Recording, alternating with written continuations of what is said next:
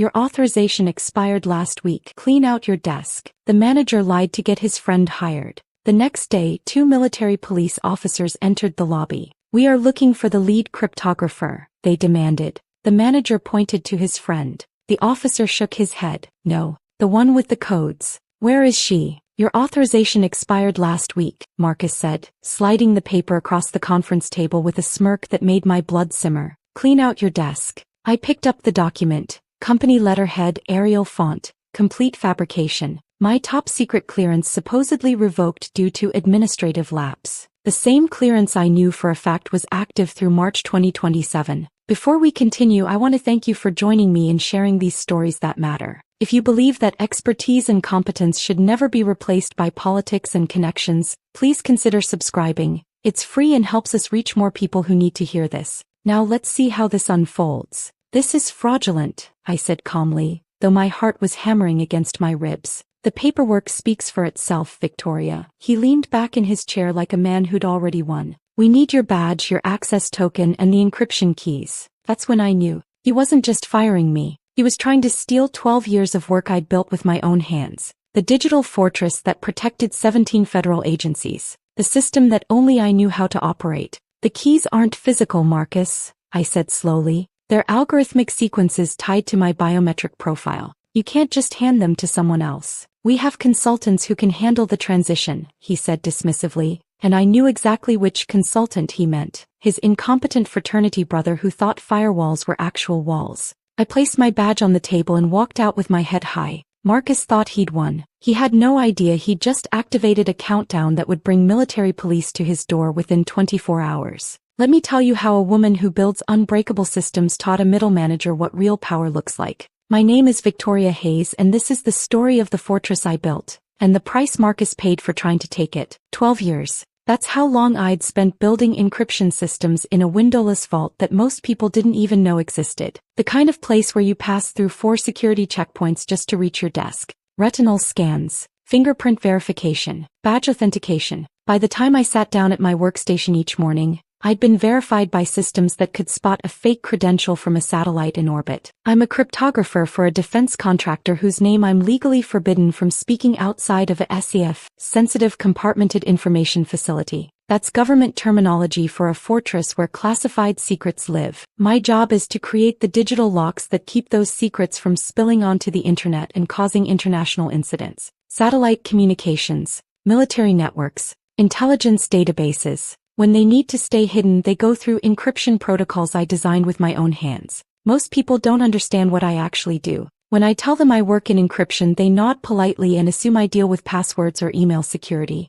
They don't realize I'm building invisible prisons made of mathematics, where one wrong calculation can mean the difference between national security and catastrophic failure. My father was a World War II codebreaker. One of those quiet men who never talked about his work but kept a leather notebook full of encrypted messages he'd solved using nothing but paper, pencil, and a mind that saw patterns in chaos. He taught me that codes aren't just about hiding information, they're about building systems that enforce their own rules without needing human intervention. When he died 6 years ago, I inherited that notebook. It sits on my desk now, a reminder that competence is built through discipline, not delegation. The morning Marcus fired me, I just finished the final authentication layer for Operation Nightfall, a communication grid connecting 17 federal agencies. It was the kind of system where one corrupted data packet, 1 microsecond of lag in the handshake protocol, could compromise the entire intelligence apparatus. My fingers had moved across the keyboard in patterns that would look random to anyone watching, but to me, it was composing a symphony where every mathematical note had to be perfect. The compile bar had filled green, clean, unhackable, beautiful. I'd initiated my standard lockdown protocol, biometric logout, token extraction, triple verification, physical disconnect. I never cut corners, not once in 12 years. That kind of discipline is why I still had a job in an industry where one mistake can end careers, or worse, end lives. That's when Marcus had appeared at my workstation, hovering like a vulture. Victoria, HR needs to see you. Conference room B. Now. Conference room B was a glass box designed for maximum humiliation. Everyone walking past could see inside, could witness your professional execution in real time. Patricia from HR was already waiting, her expression set in that weaponized politeness she used when delivering bad news. And then Marcus had delivered his fabricated termination, complete with his forged document and his smug demand for encryption keys he didn't even understand. But here's what Marcus didn't know about me. Here's what men like him never bothered to learn about the people they're replacing. I don't just build systems. I build systems that protect themselves. 3 years ago, I'd implemented a fail-safe protocol buried so deep in the architecture that even our IT department didn't know it existed. A dead man's switch designed to trigger if the primary cryptographer was ever removed without proper federal authorization. It was meant to prevent hostile takeovers, foreign espionage, corporate sabotage. The kind of scenario where someone might try to force me out and steal access to classified military infrastructure. The system was simple. If Victoria Hayes's biometric profile was deactivated without confirmation from the Defense Counterintelligence and Security Agency, the entire encryption grid would assume the facility had been breached. It would lock down every file, every database, every communication channel into an encrypted state that could only be reversed by the original architect, by me. Marcus had just fired me based on a forged federal document. He'd removed my access credentials without any legitimate authorization from the actual government agencies that monitored my clearance. And in doing so, he'd activated a countdown he didn't even know existed. Walking out of that building, I passed Tommy at the security desk. He was the elderly guard who'd been there longer than the building itself, a retired Marine who still carried himself with military precision. He looked at me with genuine sadness in his weathered eyes. "Take care of yourself, Victoria," he said softly. I paused at his desk, lowering my voice so only he could hear. "Watch the cameras closely over the next few days, Tommy. It's going to get interesting." His eyes widened slightly and I saw the flicker of understanding. Tommy was sharp. He knew something was coming. I carried my small cardboard box through the lobby. Just a few personal items, a photo of my father, my coffee mug that said, "There are 10 types of people. Those who understand binary and those who don't," and my small succulent plant that had somehow survived 12 years under fluorescent lights. Patricia had tried to get me to sign a severance agreement with a non-disclosure clause that would have prevented me from reporting Marcus's fraudulent termination to federal authorities. I'd refused,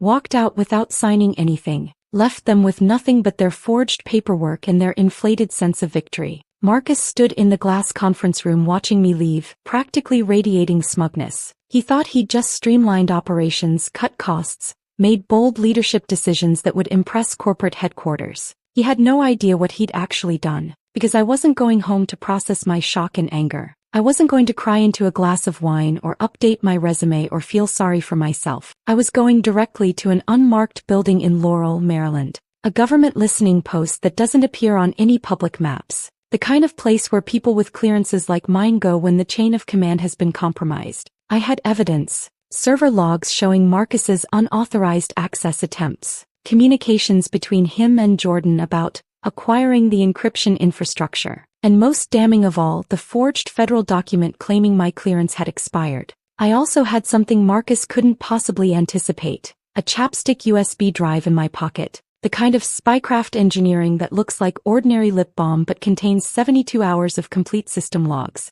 Every failed login attempt, every security violation, every command Jordan would eventually type that would bring this entire house of cards crashing down. The drive sat in my jacket pocket, small and innocuous, containing enough evidence to bury Marcus under federal charges that would end his career and possibly his freedom. As I drove away from the facility I'd spent 12 years protecting, I allowed myself one small smile. Not from joy, I didn't want to lose my job. Not from satisfaction, watching someone destroy themselves is never pleasant. But from certainty. Marcus thought power came from titles, from authority to fire people, from corporate backing and fraudulent paperwork. He thought he could replace expertise with loyalty, competence with connections, 12 years of specialized knowledge with his fraternity brother's overconfident ignorance. He was about to learn a very expensive lesson about the difference between management authority and actual power. About what happens when you try to dismantle a fortress while standing inside it. About the price you pay when you confuse a title with irreplaceable expertise.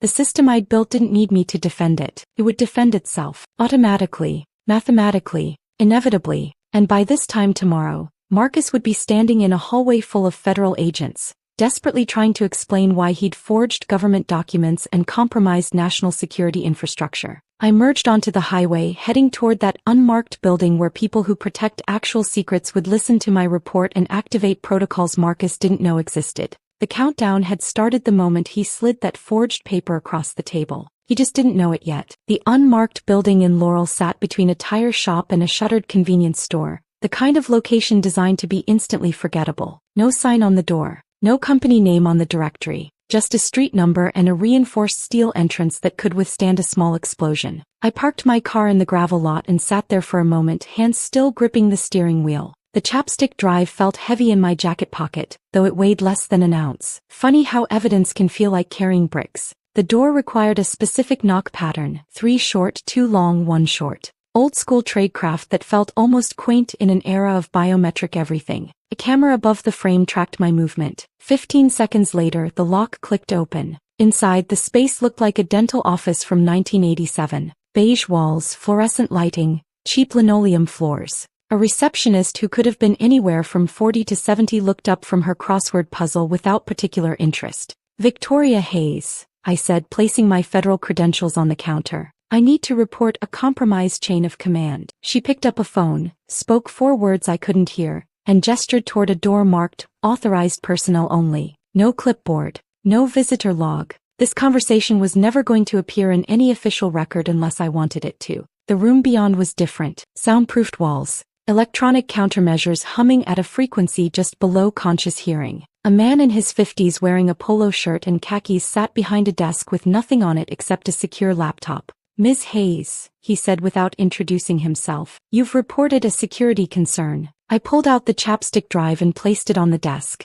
My employer terminated me this morning using a forged federal document claiming my top secret/SCI clearance had expired. My actual clearance is active through March 2027. The termination was designed to remove me so they could install an unqualified replacement and gain access to classified encryption infrastructure I designed. His expression didn't change, but his fingers moved to the laptop keyboard. "Your clearance number?" I recited it from memory. He typed, waited, read something on his screen that I couldn't see. "Your clearance is active and current," he confirmed. "No pending investigations, no administrative actions. No revocation requests filed by any agency." He looked up at me with eyes that had seen too many lies to be surprised by one more. "Do you have the forged document?" I pulled out the folded paper Marcus had slid across the table just 2 hours earlier. He examined it with the clinical detachment of a pathologist studying diseased tissue. "This is fraudulent," he said simply. "Wrong letterhead format. No authorization codes. References a statute that doesn't exist." He photographed it with his phone front and back. "Who created this?" "Marcus Bennett, corporate efficiency consultant. He's been working with his former fraternity brother, Jordan Shaw, to take over the encryption operations. Shaw has no clearance, no authorization, and a documented history of incompetence at 3 previous employers." The handler plugged my chapstick drive into an isolated terminal that wasn't connected to any network. He pulled up the server logs, his eyes scanning lines of code and access attempts with professional speed. "These timestamps show unauthorized access to your workstation," he said, more to himself than to me. "Multiple failed authentication attempts. System queries pulling personnel files and salary data." He scrolled further. "Here's communication traffic between Bennett and Shaw discussing infrastructure transition and key acquisition." He looked up. "They were planning to steal classified encryption protocols." "They still are," I said. "Shaw is being installed as Chief Encryption Officer this afternoon. Marcus thinks the transition will be seamless." "It won't be." The handler's voice carried absolute certainty. "You built fail-safe protocols into the system architecture." "Correct." I nodded. 3 years ago. If the primary cryptographer is removed without proper federal authorization, the system assumes hostile takeover and initiates catastrophic lockdown. Everything encrypts into a state that only I can reverse. He made several phone calls, speaking in the kind of abbreviated code that communicated volumes in single words. When he finished, he looked at me with something approaching respect. "An asset preservation team will deploy tomorrow morning at 0700. We need you on standby for facility access and system restoration." He paused. "Ms. Hayes, what you've reported constitutes federal fraud, falsification of government documents, and potential compromise of national security infrastructure. The individuals involved are looking at significant criminal liability." "Good," I said and meant it. "Maintain your normal routine. Don't contact the company. Don't attempt to access the system remotely. Let them make their mistakes." He handed back my chapstick drive. "We'll handle this from here."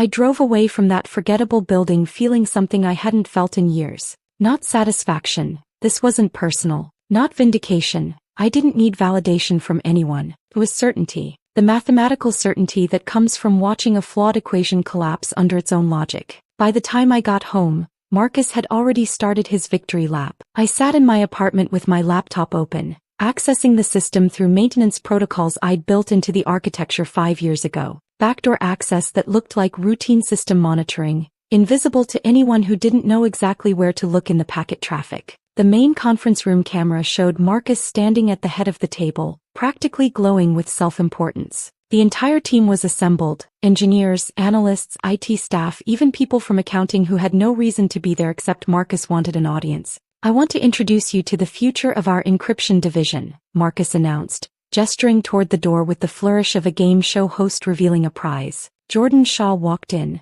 and I had to suppress a laugh that would have sounded slightly unhinged in my empty apartment. He was wearing a black hoodie with "Hack the Planet" printed in neon green letters. His laptop bag was covered in cryptocurrency stickers and cartoon characters I didn't recognize. He had the kind of carefully cultivated stubble that required more effort than just shaving properly. "Sup everyone," Jordan said, throwing up a peace sign that made several people visibly wince. "Ready to crush some code and modernize this legacy infrastructure." Legacy infrastructure. He was calling 12 years of custom-built quantum-resistant encryption legacy infrastructure, like it was outdated software you could update with a download. Sarah, bless her, raised her hand immediately. "Jordan, welcome. I have a question about Operation Nightfall. The authentication deadline is Friday, and Victoria was the only one with the key generation protocols. How are you planning to?" Jordan waved dismissively, cutting her off. "Yeah, legacy systems are always overcomplicated. Some previous admin probably just over-engineered everything." He grinned like he was sharing insider knowledge. "Honestly, we probably just need to reset the admin password and flush the old checksums. Fresh start, you know?"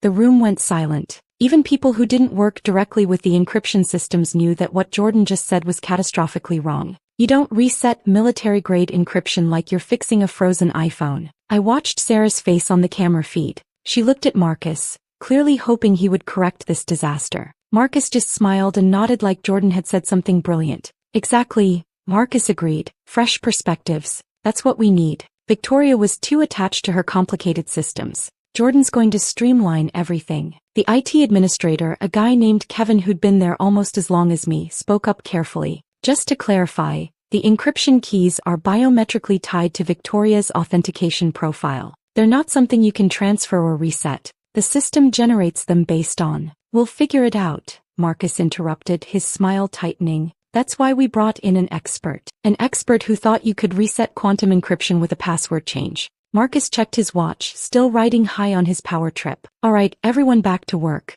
Jordan, let's get you set up at your new workstation. And someone order champagne for 4:30. We're celebrating new beginnings." The meeting broke up, people filing out with expressions ranging from confused to horrified. Sarah lingered, clearly wanting to say something, but Marcus was already escorting Jordan down the hallway toward my old office. My office, where Jordan would sit in my chair, use my terminal, and attempt to operate systems he couldn't begin to comprehend. I switched camera views, watching them enter the server room. Jordan looked around like a tourist visiting a museum, completely disconnected from the reality that this wasn't just technology, it was the digital equivalent of a nuclear reactor. One wrong move and everything would melt down. "So this is Command Central," Jordan said, setting his laptop down on my desk. On my desk, where I'd spent 12 years building something that actually mattered. Marcus clapped him on the shoulder. "It's all yours now, buddy. Show them what fresh thinking can do." Jordan cracked his knuckles theatrically and logged into the terminal using administrative credentials that Marcus must have obtained through some combination of authority abuse and IT intimidation. I leaned back in my chair watching this unfold on my laptop screen.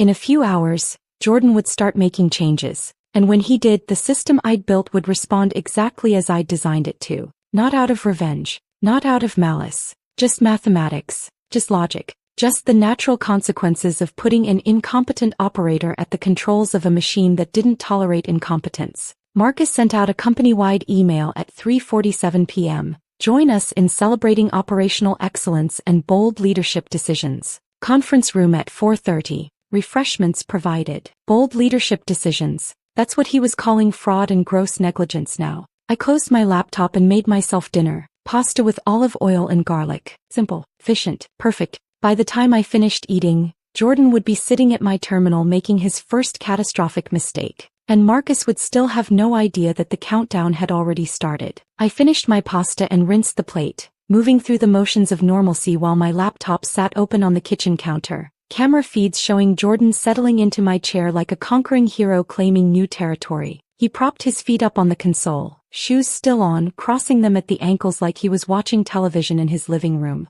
Then he pulled out a family-sized bag of Cheetos and started eating while staring at the screens that controlled encryption for 17 federal agencies. Orange dust. On my keyboard. On my desk. On equipment that cost more than his car. I poured myself a glass of water and leaned against the counter, watching this disaster unfold in real time. Jordan opened a terminal window and started typing. I recognized immediately what he was trying to do. He was attempting to pull code from GitHub, public internet repositories, into a closed SCIF environment that was isolated from external networks by design. The firewall rejected his request instantly. Error message. External connection blocked. Security protocol violation. He frowned, tried again with slightly different syntax. Same result. Stupid firewall. I heard him mutter through the audio feed. Kevin, the IT administrator, walked by and glanced at Jordan's screen. His face went pale. Jordan, you can't access external repositories from inside the SCIF. It's a closed network. That's the whole point of. I know what I'm doing, Jordan interrupted without looking up. I just need to disable some of these legacy security restrictions.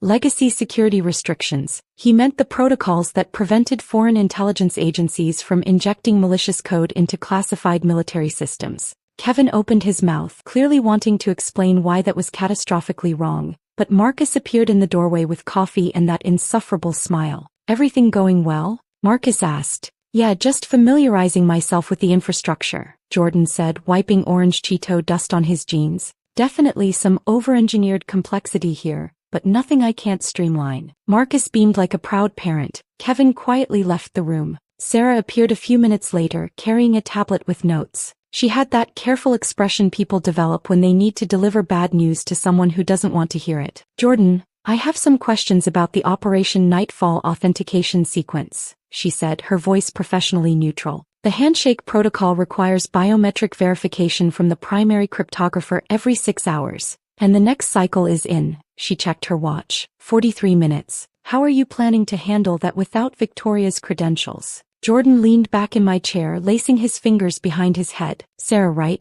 Here's the thing about legacy systems. They're built with unnecessary dependencies because the previous admin wanted job security. What we need to do is leverage agile methodologies to pivot the authentication architecture toward a more scalable, user-friendly paradigm. I actually laughed out loud in my kitchen. Agile methodologies, pivot the authentication architecture. It was like listening to someone try to defuse a bomb using inspirational quotes from a business seminar. Sarah's expression didn't change, but I knew her well enough to see the horror behind her professional mask. So you're saying you don't have a plan for the authentication cycle that starts in 42 minutes? I'm saying we're going to innovate past the need for complicated authentication cycles, Jordan said, turning back to his screen dismissively. Sarah looked directly at the security camera in the corner. Looked right at me even though she couldn't know I was watching. Her message was clear. This is insane and we both know it. She left without another word. Jordan pulled up the classified operations manual I'd spent 3 years writing. Hundreds of pages detailing encryption algorithms, fail-safe protocols,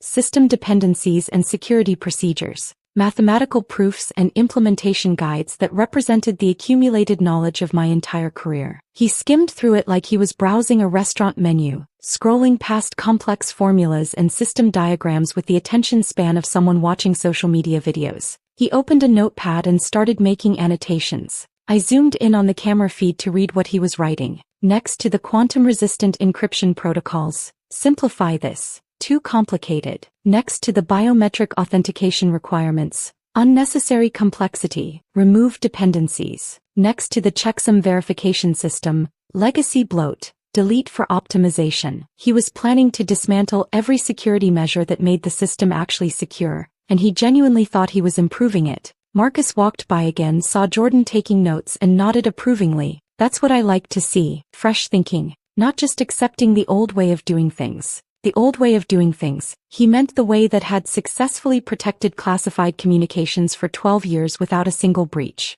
At 3:47 p.m., Jordan cracked his knuckles theatrically and announced to no one in particular, "All right, time to optimize some infrastructure." He opened a terminal with root access, administrative privileges that should never be used casually, and started typing commands. I could see exactly what he was entering, watching the letters appear on screen with the sick fascination of witnessing a car accident in slow motion. He was attempting to clean up unnecessary files, to improve system performance. The command he typed made my stomach drop. Delete all checksum files. Every single one. Those weren't unnecessary files. They were the integrity verification backbone of the entire system. The digital heartbeat that confirmed data hadn't been corrupted or tampered with. Without them, the system couldn't verify that classified information was genuine, unaltered, and secure. Deleting them didn't optimize anything. It told the system that the facility had been compromised by hostile actors and that all data needed to be immediately locked into an encrypted state that only the original architect could reverse.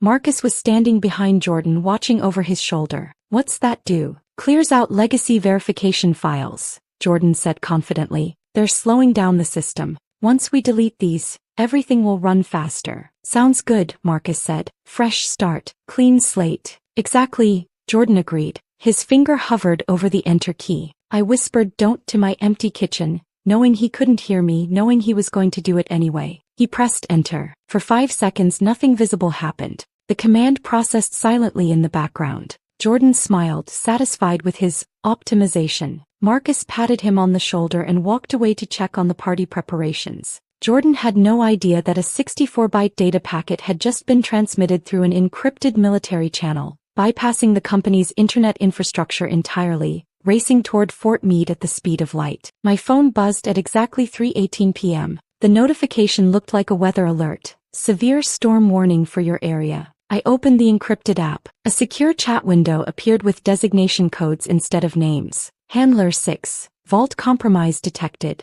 Node Atlas 7 shows integrity failure. Did you authorize checksum deletion? My fingers moved across the phone keyboard. Architect 1. Negative. Terminated 0800 hours this morning. Current operators are unauthorized. Termination based on fraudulent documentation. Handler 6. Federal records show you as active primary cryptographer. No termination filed with DCSA. Stand by. I watched Jordan on my laptop screen, still smiling, still completely unaware that he'd just triggered a national security emergency. Handler 6. Asset preservation team deploying. ETA 0700 tomorrow. Maintain communications blackout. Do not engage with company personnel. Architect 1. Understood. I set my phone down and turned my attention back to the camera feeds. Jordan's screen was starting to show the first signs of catastrophic failure. File names that should have read encryption_protocol_7.dat were now displaying as random character strings. XK9$MP2 at QL5*NR8. Directory structures were collapsing. Access permissions were reverting to locked status across the board. Jordan's smile faded. He leaned forward, typing frantically. "What the?" Sarah walked by, saw his screen and stopped. "Jordan, what did you do?" "I just cleared some old files," he said, voice climbing an octave. "The system's acting weird now." "What files?" Sarah demanded. "Just checksums or something. They were taking up space." "You deleted the checksums?" Sarah's professional composure cracked completely. "Do you have any idea what those do?" Marcus appeared, drawn by Sarah's raised voice. "What's going on?" "The system is corrupted," Sarah said, pointing at Jordan's screen where file names were continuing their transformation into digital gibberish. "He deleted the integrity verification files. So we restore them from backup," Marcus said dismissively. "There is no backup," Sarah said, her voice tight with barely controlled panic. "Those files were generated in real time based on the primary cryptographer's biometric profile, Victoria's profile. You can't just restore them. They have to be regenerated by the original architect." Marcus's face went pale. "Jordan, fix this." "I'm trying." Jordan was typing rapidly now, entering commands copied from what looked like a forum post on his second monitor. Nothing was working. "Maybe if I restart the system." "No." Sarah grabbed his hand before he could reach the power button. "Don't restart anything. You'll make it worse." Jordan shook her off. "I know what I'm doing." He reached for the main server rack and pressed the power button. Hard shutdown. No graceful exit procedures. No system checks, just immediate, violent termination of every process running across 17 federal agencies. Sarah actually gasped. The screens went black, the server fans spun down to silence. And somewhere in Fort Meade, alarms were definitely starting to sound. Marcus stood frozen, finally understanding that something had gone terribly wrong. Jordan, tell me you can fix this. Jordan stared at the blank screens, orange Cheeto dust still on his fingers. It just needs to reboot.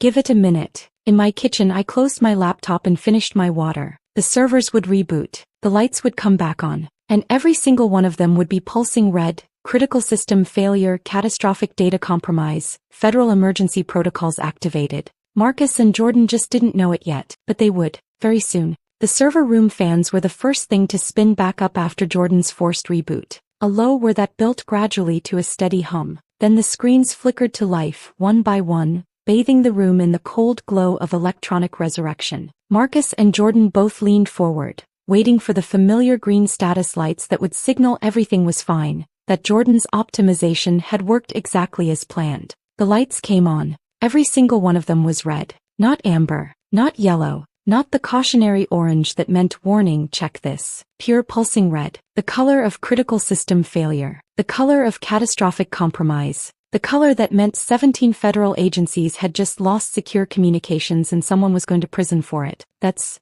not normal, right? Jordan's voice had lost all its confident swagger. He sounded like a kid who'd just broken something expensive and irreplaceable. Marcus stared at the screens, his face illuminated by the angry crimson pulse. Fix it. I'm trying. Jordan's fingers flew across the keyboard, typing commands with increasing desperation. Each one returned the same response in cold, unforgiving text. Authentication failed, architect access required. He tried again. Same message. Same message. Sarah had left an hour ago, walking out without a word after Jordan refused to listen to her warnings. Most of the office had emptied by 5 p.m., people grabbing their belongings and fleeing like passengers abandoning a sinking ship. Only Marcus and Jordan remained, along with Kevin, the IT administrator who stood in the doorway looking like a man watching a natural disaster unfold. Kevin, Marcus barked, desperation creeping into his voice. Get in here. We need your expertise. Kevin walked slowly into the server room, his eyes scanning the screens with the clinical detachment of a doctor examining a terminal patient. He read the error messages, checked the system logs, and examined the pulsing countdown timer that had appeared in the corner of every monitor. What's that clock? Marcus demanded, pointing at the numbers ticking downward. What does that mean? Kevin's voice was quiet, resigned. That's the fail deadly protocol. These systems are designed to assume the worst if they can't verify legitimate access. If authentication isn't restored within 12 hours, they automatically purge all data to prevent enemy capture. The color drained from Marcus's face. Enemy capture? This is Maryland, not a war zone. The system doesn't know that, Kevin interrupted. From its perspective, the primary cryptographer just disappeared. Someone deleted critical security files, and now unauthorized users are trying to access classified military communications. It thinks the facility has been compromised. So we prove we're authorized, Marcus said, grabbing Jordan's shoulder. Show it your credentials, your ID, something. Jordan tried. He entered his newly created user credentials, his employee ID number, even his social security number in increasingly desperate combinations. The system rejected everything. It's biometrically locked to Victoria Hayes, Kevin said flatly. The system literally doesn't recognize anyone else as having authority to operate it. You'd have better luck trying to use someone else's fingerprint to unlock their iPhone. Marcus's hands were shaking now. Then we call the vendor, the company that built this. They'll have a master override or something. The support contract was tied to Victoria's authentication profile. Jordan admitted quietly, not meeting Marcus's eyes. When you revoked her access, the vendor portal locked automatically. It's a security feature. I found out when I tried to log in earlier. Marcus turned on him with sudden fury. And you didn't think to mention that before you started deleting files? You told me to optimize the system. Jordan shot back. You said fresh start, clean slate. I didn't tell you to break everything. Kevin cleared his throat. Can we unplug the servers? Just shut everything down and start over. No, Kevin said, and there was something almost sympathetic in his voice. Battery backups. The moment you cut main power, the UPS systems kick in. And the fail deadly protocol interprets power loss as a hostile action. It accelerates the purge from 12 hours to 30 minutes. Marcus slumped into the chair Jordan had vacated, his expensive suit wrinkled, his carefully styled hair falling into his face. "There has to be something we can do." Kevin looked at the countdown timer. 10 hours and 47 minutes remaining. "You could call Victoria Hayes and ask her to come back." "I fired her," Marcus said, the words tasting like poison.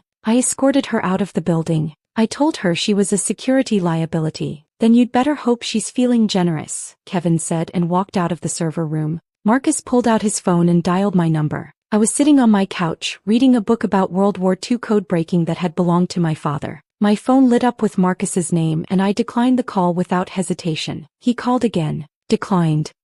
Declined. He switched to text messages. I watched them appear on my screen one after another, each one more desperate than the last. "Marcus, Victoria, we need to discuss your severance package. Can you come in tomorrow morning?" I deleted it without responding. "Marcus, there's been a technical issue with the transition. We could really use your expertise. Consulting rate, whatever you want." Deleted. "Marcus, please, this is urgent. The system is showing error messages. We need your help." I almost laughed at that one. Error messages. Like his car was making a funny noise and he needed a mechanic. "Marcus, name your price. Seriously, whatever you want. Salary, title, benefits. We'll make it work." Now he wanted to negotiate. Now, after he'd fired me with a forged document and tried to steal 12 years of my work. I set my phone face down on the coffee table and returned to my book. Marcus apparently tried to find my home address next. Kevin had warned me about that in a brief, encrypted message. "He's searching personnel files. Looking for your personal info. Good luck with that. People with clearances like mine don't have addresses in company databases.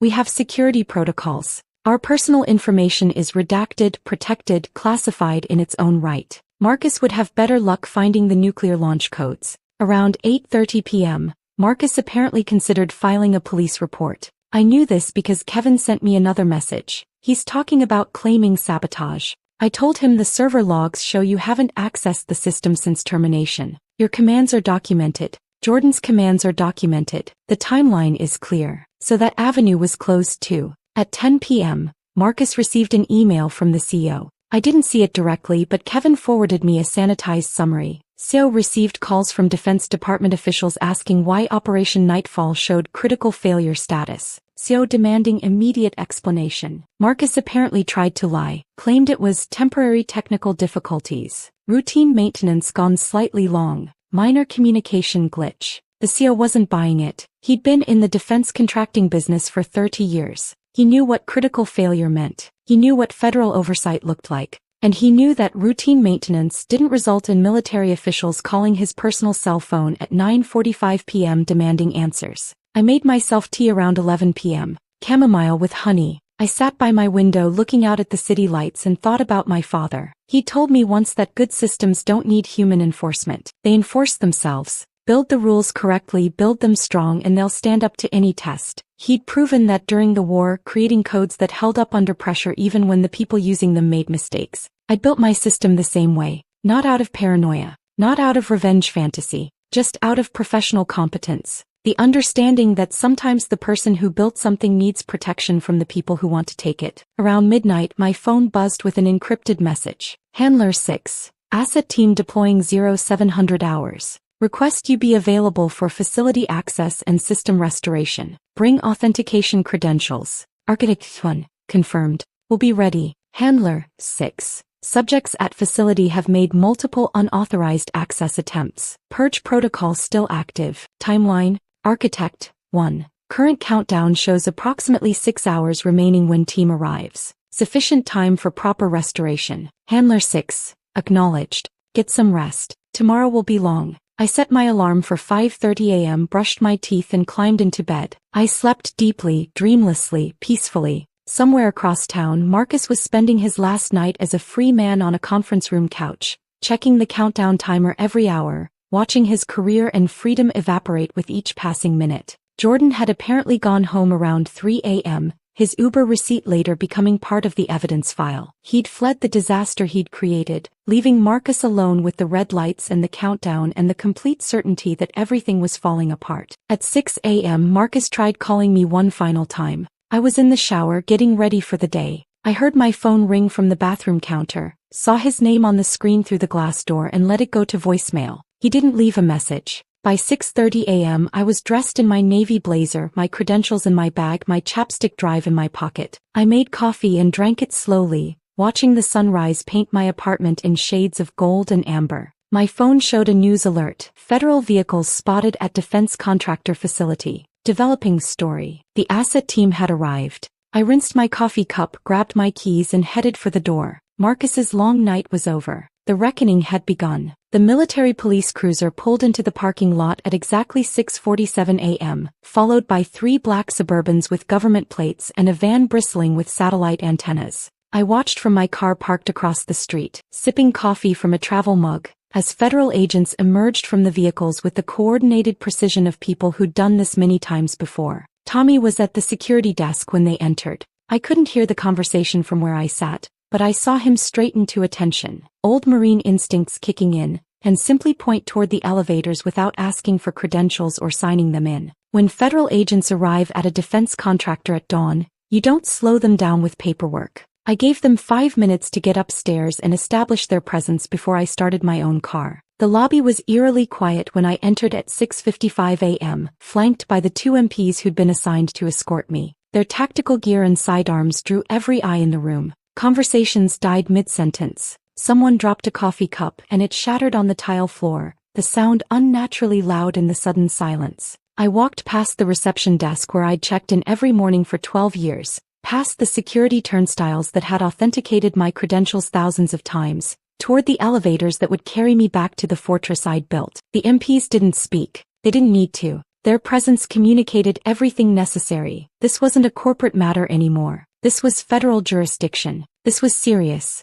The elevator doors opened on the 4th floor and I stepped into controlled chaos. Federal agents in suits were conducting interviews in every available conference room. Technical specialists were photographing equipment and collecting evidence. Employees stood in nervous clusters, whispering to each other, trying to understand what was happening. And at the center of it all stood a woman who radiated authority like a furnace radiates heat. Special Agent Catherine Reeves looked exactly like her voice had sounded on the phone. Ice and iron forged into human form. Steel gray hair pulled back so tight it looked painful. Charcoal suit without a single wrinkle. Federal credentials clipped to her belt where everyone could see them. She was speaking to one of her technical specialists, her voice low and clipped when she noticed my arrival. Our eyes met across the hallway. She gave me a single, almost imperceptible nod of acknowledgement, then turned back to her team. "We are looking for the lead cryptographer," Agent Reeves announced, her voice cutting through the murmur of anxious conversation like a blade through silk. "Who is the current authorized operator of the classified encryption systems?"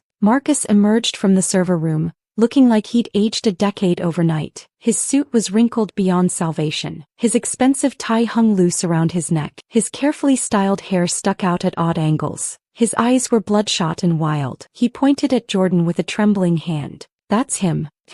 Our chief encryption officer." Agent Reeves turned to look at Jordan, who'd apparently been summoned back to the office and was standing near the server room door in yesterday's clothes. Cheeto dust still visible on his hoodie, laptop bag covered in cryptocurrency stickers clutched protectively against his chest. She looked at him for a long silent moment. Then she glanced at one of her technical specialists, a man with Marine Corps bearing who'd been examining the server room. He shook his head with an expression of barely concealed disgust. Agent Reeves turned back to Marcus, and the temperature in the hallway seemed to drop 10 degrees. "No," she said quietly. "The one with the codes. The one whose biometric profile is embedded in the system architecture. The one who built this infrastructure. Where is she?" The question hung in the air like an accusation. Marcus's mouth opened and closed without producing sound. He looked like a fish drowning in air. Jordan found his voice first, stammering desperately. I was told I'd be taking over the encryption systems. Marcus said it was just a transition."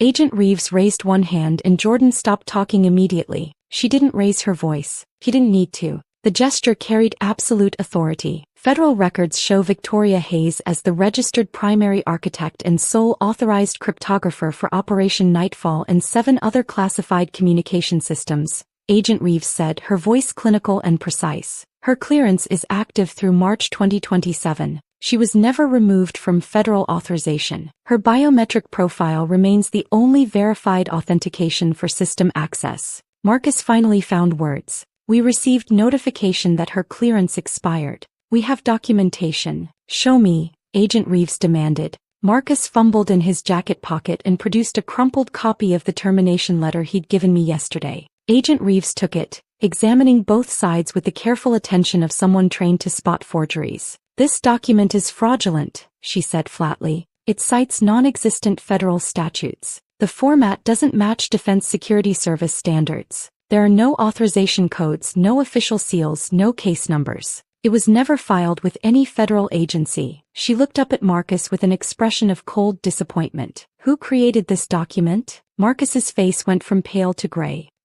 It was provided by corporate." "No, wait, I might have." "You forged a federal security clearance revocation," Agent Reeves stated. "It wasn't a question. I was trying to cut costs," Marcus said, his voice cracking. "The company needed to streamline operations. He was expensive. Jordan said he could do the work for half the salary." "And how is that working out?" Agent Reeves asked, gesturing toward the server room where red lights still pulsed their warning of catastrophic failure. Marcus had no answer. That's when I stepped forward, the MPs moving with me like shadows. The hallway went silent again. Employees who'd avoided eye contact with me yesterday when I'd been escorted out in humiliation now stared openly. Some looked relieved. Others looked ashamed. Sarah had tears in her eyes. I walked directly to Agent Reeves, ignoring Marcus completely, pretending he didn't exist. I presented my federal credentials, the real ones, issued by the Defense Counterintelligence and Security Agency with proper seals and codes and authority. "Agent Reeves, I'm Victoria Hayes,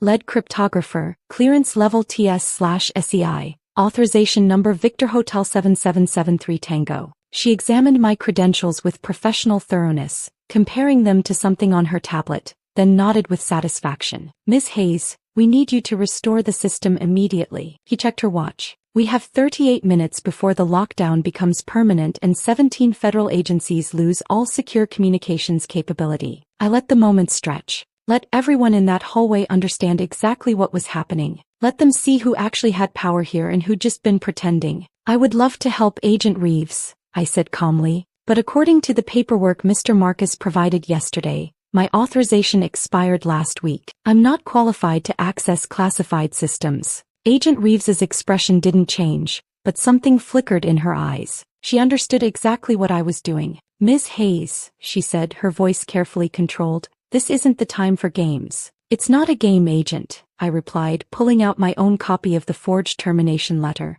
"It's protocol. Mr. Marcus has official company documentation stating I'm not authorized to access these systems. I'm simply following his directive to the letter. To violate his order would be insubordination, possibly even a security breach on my part." I handed her the document. She glanced at it, then back at me, and I saw the faintest hint of approval in her expression. He understood. The trap was perfect. Marcus had used fake federal authority to fire me. Now I was using his own lie to refuse to help, forcing him to either admit the document was fraudulent or watch 17 federal agencies go dark. Either way, he was finished. Agent Reeves turned to Marcus, her voice dropping to a dangerous quiet that was somehow more intimidating than shouting. "Mr. Marcus, did you forge a federal security clearance revocation?" It was just, we were trying to," Marcus stammered, his carefully constructed corporate confidence crumbling completely. "Title 18 Section 1001 of the United States Code," Agent Reeves interrupted. "Making false statements to federal agencies. 5-year minimum sentence. And that's before we add charges for compromising national security infrastructure, which carries additional penalties under the Espionage Act." She nodded to the MPs. They stepped forward, flanking Marcus on both sides.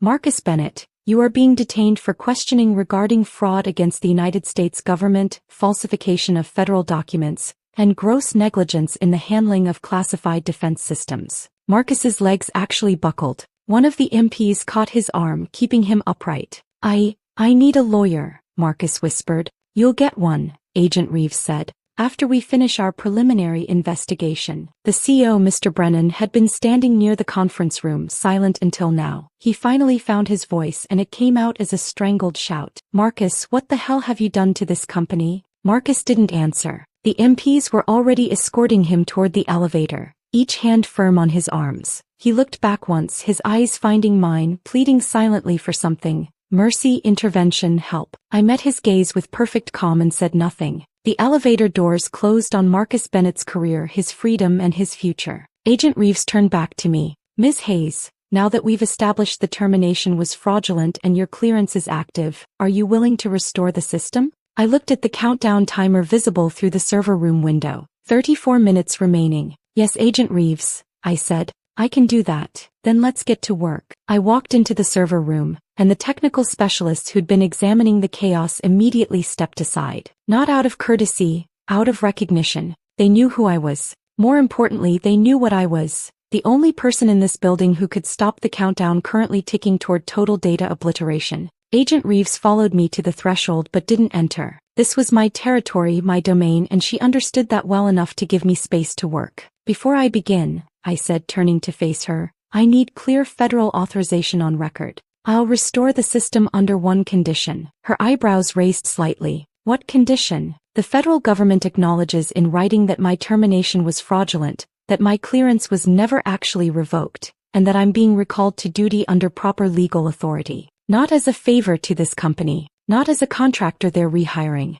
as a federal obligation to restore compromised national security infrastructure. I watched her process the request. She understood what I was really asking for: legal protection, formal acknowledgement, a paper trail that would prevent this company from ever claiming I'd abandoned my post or acted improperly. Agreed, Agent Reeves said without hesitation. As of this moment, you are operating under direct federal authority. The company is simply the physical location where the equipment happens to be housed. Your clearance is confirmed active through our independent verification. You are hereby authorized to take any necessary action to restore critical national security systems. She pulled out her tablet, typed something quickly, and showed me the screen. It was an official federal authorization order, time-stamped, digitally signed by someone whose title included the words Deputy Director and National Security. Sufficient? She asked. Sufficient, I confirmed. I sat down in my chair, the one Jordan had occupied for less than 24 hours,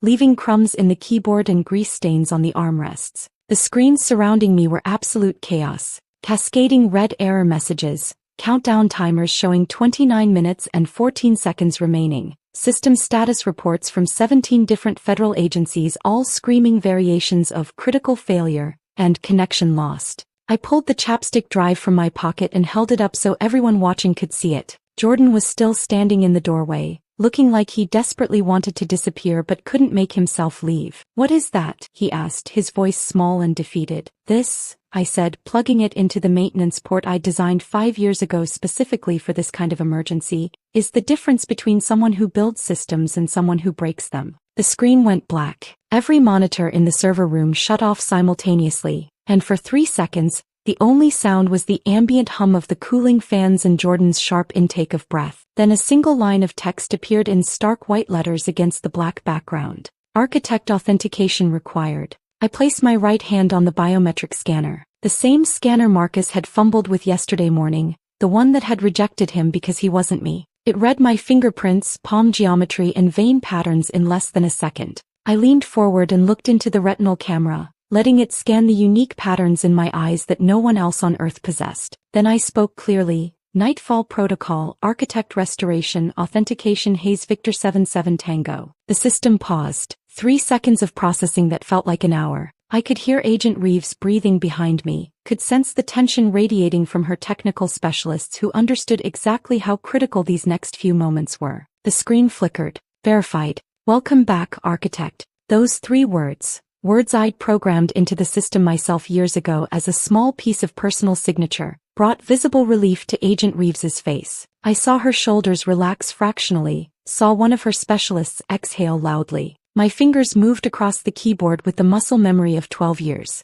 I didn't need to think about the commands. They flowed naturally like a pianist playing a familiar piece. Abort purge sequence, Y/N. I typed Y. Restore checksums from secure backup, Y/N. I typed Y. Regenerate encryption keys using primary architect biometrics, Y/N. I typed Y. A progress bar appeared. It started at 0 and began filling with agonizing slowness. Each percentage point represented millions of calculations, terabytes of data being verified, encrypted communications being restored across 17 separate federal networks. 0%, 5%, 12%. The room was silent except for the sound of the servers working, their processors running at maximum capacity to execute my commands. 23%, 31%, 47%, The red warning lights began slowing their panicked pulse. The countdown timer froze at 4 minutes and 32 seconds. 4 minutes and 32 seconds from total, irreversible data destruction. 58%,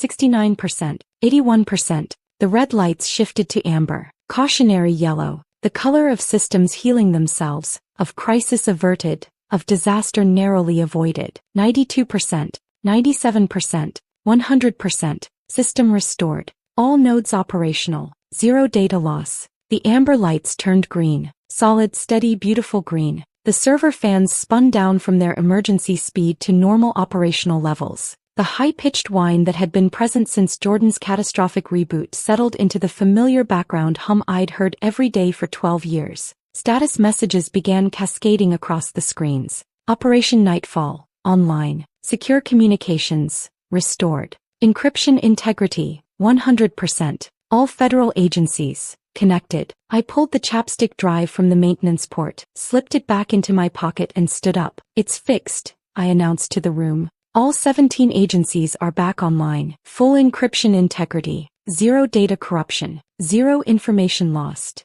Agent Reeves stepped into the server room, her technical specialists following. They examined the screens, verified the status reports, ran their own diagnostic checks. One of them, a woman with Marine Corps bearing and multiple security badges clipped to her belt, looked at me with something approaching awe. "Ms. Hayes," she said quietly, "we've been trying to develop fail-safe protocols like this for 3 years. Our best teams couldn't create anything this sophisticated. It took me 5 years to build it properly," I said, "and another 3 to test every edge case. Systems like this don't happen quickly." Agent Reeves was reading something on her tablet, comparing it to the data flowing across the screens. When she looked up at me, her stern expression had softened into something that might have been respect. "Ms. Hayes, what you just accomplished in 8 minutes would have taken our emergency response team at least 6 hours, and we probably would have lost 20 to 30% of the archived data." She paused. "Your architecture is exceptional." "Thank you," I said simply. She set her tablet down on the console. "The Department of Defense would like to extend an offer of direct federal employment. Grade GS-14 starting position,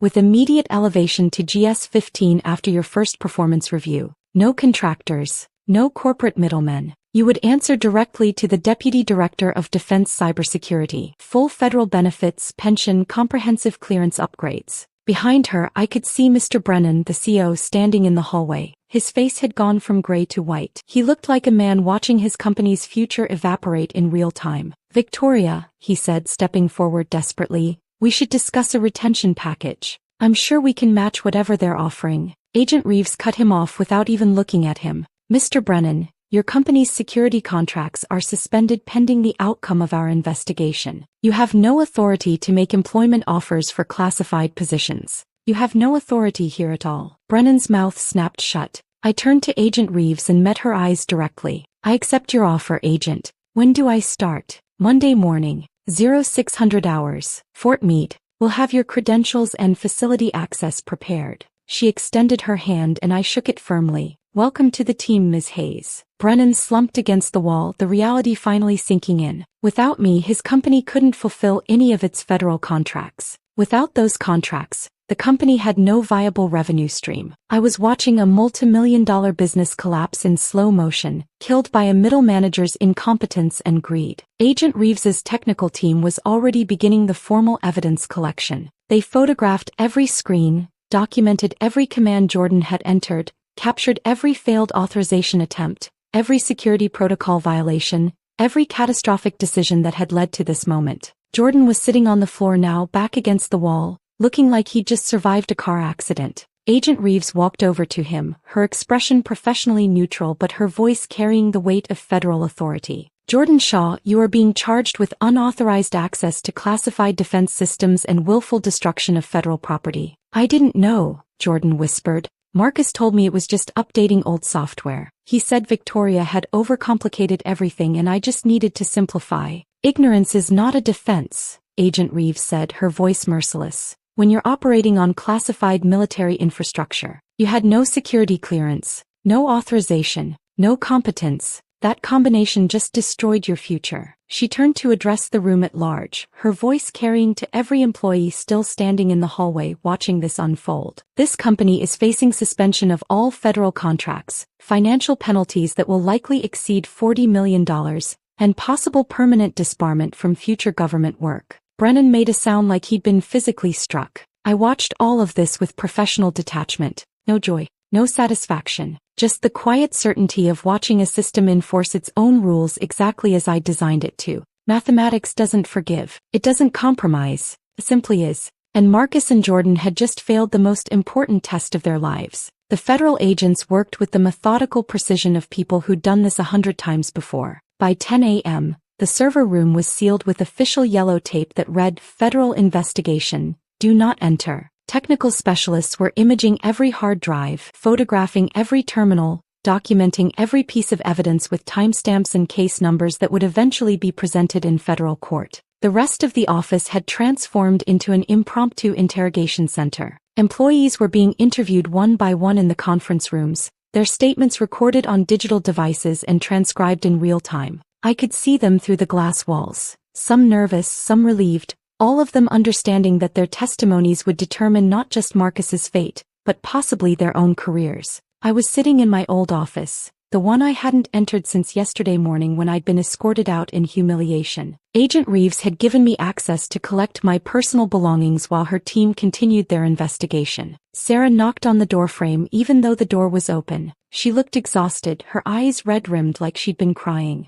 "Can I come in?" she asked quietly. "Of course." She sat down in the chair across from my desk, the same chair where we'd reviewed encryption protocols hundreds of times, where we'd solved problems together, where we'd built something that actually mattered. "I just finished giving my statement to the federal agents," she said. "I told them everything. Marcus's suspicious behavior over the past few weeks, the private meetings with Jordan, the way he dismissed every security concern we raised." She paused, her voice breaking slightly. "I should have spoken up sooner. I knew something was wrong. I knew you were being set up and I said nothing." I stopped packing the photo frame I was holding, my father in his World War II uniform looking young and serious and certain. "Sarah, you have a family to feed, a mortgage, 2 kids in college. I understand why you stayed quiet." "That doesn't make it right," she said. "No," I agreed, "it doesn't. But maybe next time you'll remember that silence enables people like Marcus. That looking away when you see something wrong doesn't protect you. It just makes you complicit." She nodded, tears spilling over. "I'm so sorry, Victoria." "I know," I said gently,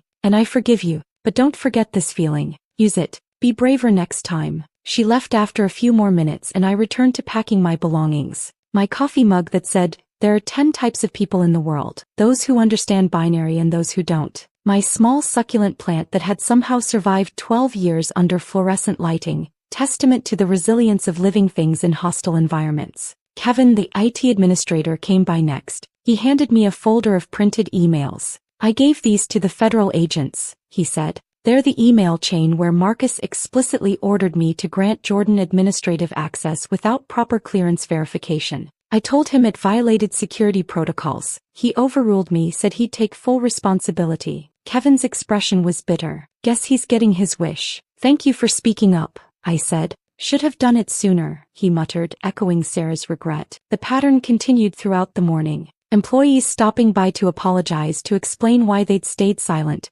to ask if I understood. I did understand. Fear is a powerful motivator. So is self-preservation. I didn't blame them for being human. Tommy appeared in my doorway around noon, carrying something wrapped in brown paper. He looked uncomfortable, shifting his weight from foot to foot like a kid delivering a school presentation. "The security team wanted to give you this," he said, handing me the package. I unwrapped it carefully. Inside was a framed photograph of the facility exterior, professionally shot, with the American flag flying in the foreground. Around the mat, the security team had signed their names with a message in Tommy's careful handwriting, "To the woman who actually kept us secure." My throat tightened unexpectedly. I'd spent 12 years being respected for my competence, but this was different. This was recognition of something deeper, that my work had mattered to people beyond just abstract national security concepts. "Thank you, Tommy," I managed. "This means more than you know." He nodded, blinking rapidly. "We knew you were the real deal, Victoria. People like Marcus come and go, but people like you're why this place worked." After he left, I sat alone in my office for a few minutes, letting myself feel the weight of the past 24 hours. Not the vindication, that felt hollow and unsatisfying, but the validation, the confirmation that I'd built something worth protecting, that my work had value beyond my own pride. I found Jordan in the cafeteria around 1 p.m. He was sitting alone at a corner table holding a cardboard box containing what looked like his laptop, his phone charger, and a half-empty bag of Cheetos. His face was pale, his eyes unfocused, staring at nothing. I sat down across from him. He looked up, startled, like he'd forgotten other people existed. "I really didn't understand what I was doing," he said quietly. "Marcus told me you'd overcomplicated everything, that the systems were bloated and inefficient, that I just needed to streamline and simplify." He laughed, a hollow sound without humor. I actually believed I was helping. I studied him for a moment. He wasn't malicious. He wasn't evil. He was just catastrophically incompetent and dangerously overconfident. A combination that had destroyed his future and nearly compromised national security. "Jordan," I said carefully, "there's no shame in not knowing something. Everyone has limits. Everyone has areas where they lack expertise. The shame is in pretending you understand when you don't. The shame is in faking competence when lives depend on your expertise." "I just wanted to impress Marcus," he whispered. "I wanted to prove I could do important work." "Then you should have gotten the clearances, taken the training, spent years learning the systems before you touched them." I stood up. "You can't shortcut expertise, Jordan. There's no app for competence. There's no tutorial that replaces experience." He nodded without looking up, and I left him there with his box of belongings and his shattered confidence. By late afternoon, news was spreading beyond the facility. The company's stock price had dropped 40% in 6 hours. Major clients were calling emergency meetings. The board of directors was in crisis mode, discussing everything from damage control to bankruptcy proceedings. Patricia from HR had been questioned extensively about the forged termination letter. According to Kevin, who'd overheard part of her interview,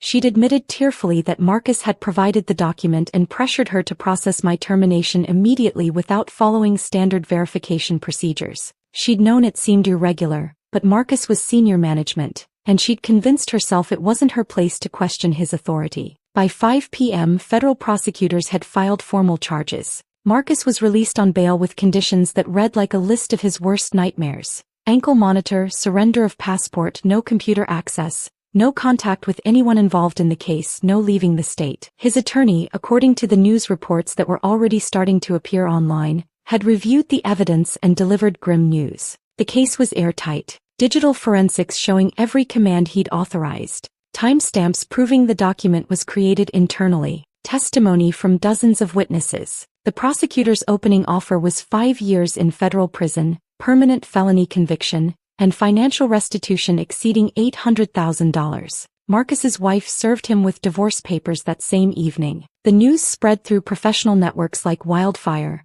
Nobody wanted to be associated with a federal criminal who'd compromised national security. His Georgetown alumni network scrubbed his profile from their website within hours. Professional organizations suspended his memberships. The company not only fired him but pressed their own charges for fraud and breach of contract. Within 48 hours, Marcus Bennett went from corporate efficiency consultant to unemployable felon facing federal prison. The transformation was so complete, so absolute that it almost felt unreal. I received updates throughout the weekend, not because I sought them out but because they found me. News articles, encrypted messages from federal contacts, LinkedIn notifications showing mutual connections distancing themselves from Marcus's professional circle. I felt nothing watching his downfall. Not satisfaction, not vindication, not even pity, just professional detachment. He'd made choices. Those choices had consequences. The system had worked exactly as designed. Saturday morning, a thick envelope arrived via courier from the Department of Defense.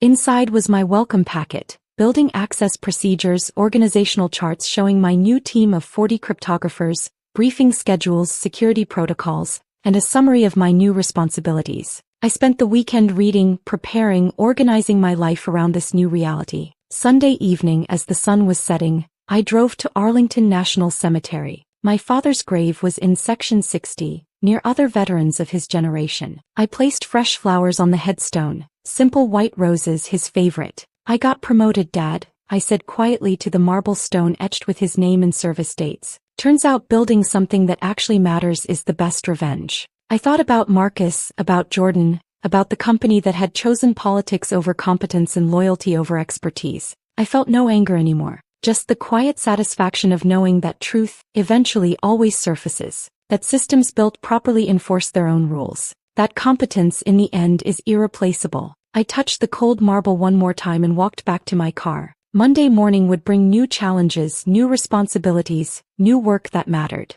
But tonight I could rest knowing that justice, mathematical, impersonal, and absolute, had been served. Monday morning arrived with the kind of crisp clarity that makes everything feel possible. I woke at 5 a.m. without an alarm, my body already adjusting to the new rhythm. By 5:30 I was dressed in professional attire that felt different from what I'd worn at the contractor. Less corporate performance, more federal purpose. By 5:45 I was pulling into the parking lot at Fort Meade. The facility was massive in a way that made my old workplace look like a suburban dentist's office. Multiple buildings sprawled across secured acres, surrounded by fencing that didn't just keep people out. It made a statement about what happened to people who tried. Guard towers, patrol vehicles, security protocols layered so thick you could feel them before you saw them. I approached the first checkpoint and presented my new credentials. The guard examined them with professional thoroughness, compared my face to the photo, scanned the embedded chip and nodded me through. Then came the second checkpoint,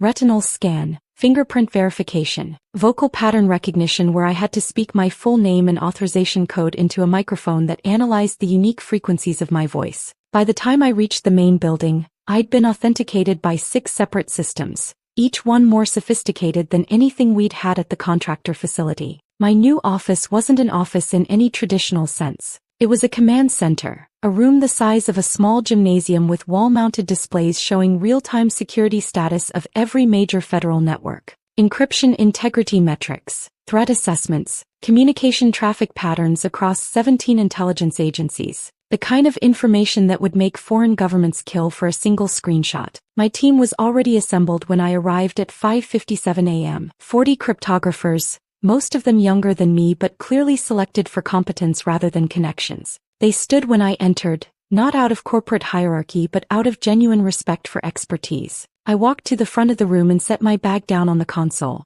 "I'm Victoria Hayes," I said simply. "I don't care about politics, seniority, or ego. I care about one thing, building systems that don't break when they're tested. If you're here for titles and promotions, you're in the wrong room. If you're here to protect infrastructure that keeps people alive, we're going to work well together." The response was immediate. Nods of understanding, a few smiles. These were my people, professionals who valued competence over performance, substance over style, results over resumes. A woman in her early 30s raised her hand. "Ma'am, we've been studying your architecture from the contractor incident. The fail-safe protocols, the biometric authentication layers, the dead man's switch implementation. We've never seen anything like it. It took me 5 years to build properly," I said, "and another 3 to test every edge case. Systems like that don't happen overnight. They require patience, discipline, and acceptance that perfection is iterative, not instantaneous." Agent Reeves appeared in the doorway at 6:15, carrying coffee and looking far more relaxed than she had during the crisis. She waited until I'd finished my initial briefing before approaching. "Welcome officially, Ms. Hayes," she said, extending her hand. "How's the team?"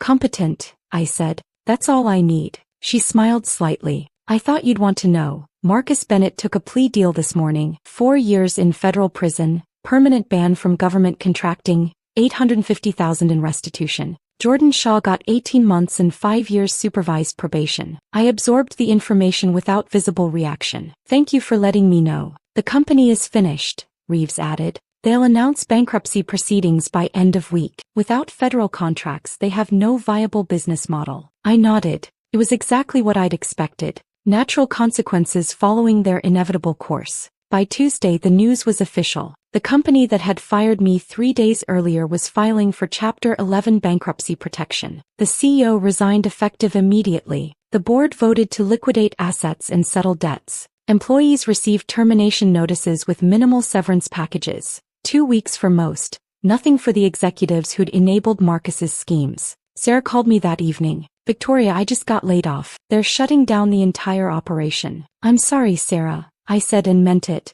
"I was wondering." She hesitated. "Would you be willing to provide a reference for federal positions?" "Absolutely," I said without hesitation. Send me the contact information. Within a week, Sarah had 3 job offers from different defense contractors, ones with actual respect for security protocols and professional competence. She accepted a position with better pay, better benefits, and most importantly, better leadership. The office building where I'd spent 12 years went up for sale in March. The server room I'd built was dismantled by federal technicians who documented every component for evidence preservation and future analysis. Equipment was auctioned. Furniture was liquidated. By May, the company that had chosen efficiency over expertise, loyalty over competence, and politics over security simply ceased to exist. I read about the final bankruptcy filing in a federal intelligence briefing. My old workplace had become a case study, an example of what happens when organizations prioritize short-term cost savings over long-term security infrastructure. Anonymous, of course, sanitized for classification purposes. But anyone in the industry who followed the news knew exactly which company and which incident was being referenced. I felt no satisfaction in their destruction, just professional observation. They'd made choices. Those choices had consequences. The market, like mathematics, doesn't care about intentions. 6 months into my new position, I was invited to brief senior Pentagon officials on encryption infrastructure vulnerabilities. The room was full of people with stars on their shoulders and decades of military service. I was the youngest person there by at least 15 years and the only woman. I stood at the podium and spoke with the same directness I'd always used. Systems are only as secure as the people who maintain them, I began. You can't outsource expertise. You can't replace experience with enthusiasm. You can't substitute loyalty for competence. I clicked to my first slide, a sanitized case study of what had happened at the contractor facility. No names, no identifying details. Just the timeline of decisions and consequences. The threat isn't always foreign adversaries, I continued. Sometimes it's managers who don't understand the systems they're dismantling. Sometimes it's hiring friends instead of experts. Sometimes it's choosing optics over operations. I walked them through the cascading failures, the forged document, the unqualified replacement, the catastrophic commands, the near-total loss of secure communications across 17 agencies. We need to build systems that enforce their own security, I concluded. Systems that automatically reject incompetence regardless of authorization level. Systems where expertise is non-negotiable and competence cannot be faked. The room was silent when I finished. Then a 2-star general in the front row started clapping, and the rest of the room joined him. My recommendations were adopted as formal policy within 3 months. All critical infrastructure positions now required verification of actual expertise, not just credentials. Biometric authentication tied to proven competence. Automatic alerts when primary architects were removed without proper federal authorization. Victoria Hayes's architecture became the template for next-generation security systems across all 17 agencies. My father's code-breaking legacy continued through my work, protecting a nation that would never know my name but depended entirely on my expertise. 1 year and 2 days after Marcus had fired me, I received a LinkedIn message notification on my phone. The sender's name made me pause. Marcus Bennett. I opened it out of curiosity. The message was long, rambling, full of apologies and excuses and explanations. He wrote that he'd never understood what I actually did, that his actions were driven by ego and misplaced ambition, that he saw now how wrong he'd been. He asked if there was anything I could do to help with his legal situation, maybe provide testimony about his character, maybe explain to the prosecutors that he hadn't meant to cause harm. I read it once, then I deleted it without responding. There was nothing to say. Marcus still didn't understand. Power isn't something you can beg for, manipulate, or steal. It's something you build through years of expertise, competence, and irreplaceable value. I closed LinkedIn and returned to my current project, designing quantum-resistant encryption protocols that would protect classified communications for the next 50 years. Work that mattered. Work that would outlast me. Work that no one could take away because it existed in my mind, in my training, in my experience.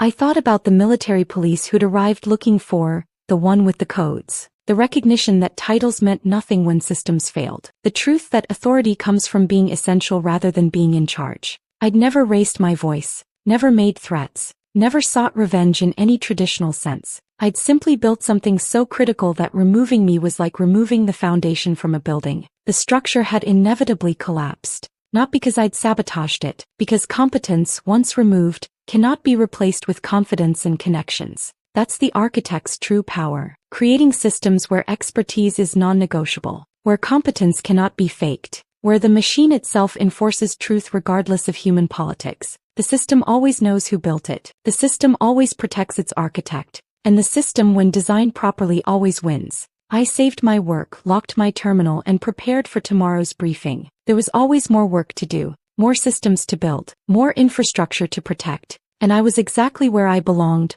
building fortresses that couldn't be stolen, designing security that couldn't be faked, creating architecture that would stand long after I was gone. Marcus had wanted power. I had built something better. I had built something real. If this story of calculated justice had you hooked from start to finish, hit that like button right now. My favorite part was when the military police asked, "Where is she?" And every eye in that hallway turned to Victoria. What was your favorite moment? Drop it in the comments below. Don't miss more powerful revenge stories like this. Subscribe and hit that notification bell so you never miss an upload.